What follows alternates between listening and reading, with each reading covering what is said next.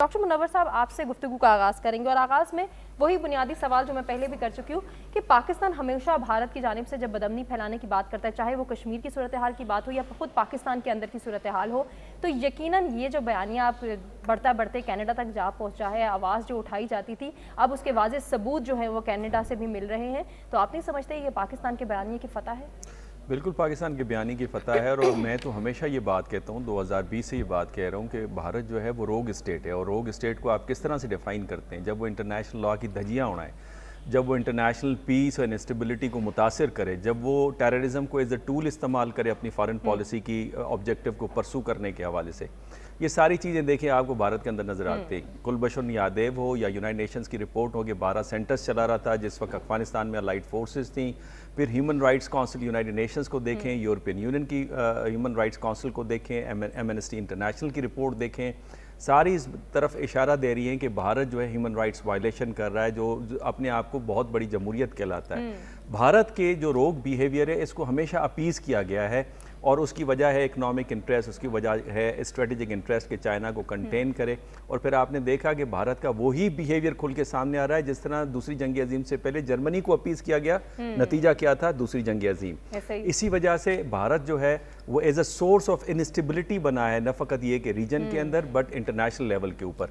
अब आप देखें लद्दाख के अंदर एक तरफ उनका वो मामला चल रहा है चीन के साथ, दूसरी तरफ आसियान की जो नेवल एक्सरसाइजेज थी जिसमें उसकी इस्तात नहीं है, फिर भी उसने जाके शिरकत की है। अपने एक्स चीफ्स को उसने ताइवान भेजा। और ये सारे वो मामलात हैं जिसमें वो बताया ये जा रहा है कि वो चीन के साथ चपकलिश चाहता है। यहाँ तक कि उसने अपने बयान के अंदर जो वन चाइना पॉलिसी उसको भी इग्नोर किया हुआ है, जो अमेरिका अब तक वन चाइना पॉलिसी ले रहा है।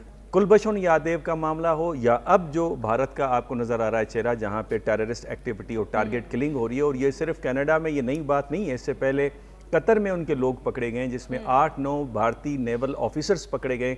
उसके बाद से आपने देखा कि कतर को भारत कभी भी इनवाइट नहीं करता अरब वर्ल्ड के अंदर। बिल्कुल ऐसे ही। इसी तरह पाकिस्तान के अंदर, चाहे वो आज़ाद कश्मीर के अंदर और कराची के अंदर रिसेंटली वहाँ पे कश्मीरी रहनुमाओं की टारगेट किलिंग हुई है। तो मैं समझता हूँ ये भारत का चेहरा खुल के सामने आया है, इंटरनेशनल कम्युनिटी को देखना होगा। और कनाडा इस वक्त G7 का इंपॉर्टेंट मेंबर है। ये सिर्फ कनाडा के ऊपर अटैक नहीं है, ये फ्रांस के ऊपर भी अटैक है, ये आपका यूनाइटेड स्टेट्स के ऊपर अटैक है, ये यूनाइटेड किंगडम के ऊपर भी अटैक है। देखना का आप जिक्र कर रहे हैं, आपसे कुछ देर कबल अगर हम देखें तो मोदी की जानिब से जो है वो बड़े दावे किए गए हैं कि अमेरिका और जो है वो इंडिया का ताल्लुक बहुत गहरा है और ये अब स्टील की तरह से ये दोस्ती चलेगी। तो क्या ये मुतासिर होंगे? वेरी क्विकली आपसे जानना जी बिल्कुल, ये दोस्ती बिल्कुल मुतासिर होगी। आप चाइना की वन चाइना जो पॉलिसी है वो अमेरिका उसका वो तो मानता है कि वन चाइना पॉलिसी। और रिसेंटली माल्टा के अंदर आपने देखा कि दोनों, एक तरफ जैक सलिवन जो कि सिक्योरिटी एडवाइजर हैं जो बाइडन के, दूसरी तरफ चाइनीज फॉरेन मिनिस्टर की मुलाकात हुई है। और जो अमेरिका का जो खुद का बयानिया है लिबरल वर्ल्ड ऑर्डर का, वो सबसे ज़्यादा, मैं हमेशा कहता हूँ, भारत की पॉलिसी से मुतासिर हो रहा है, वो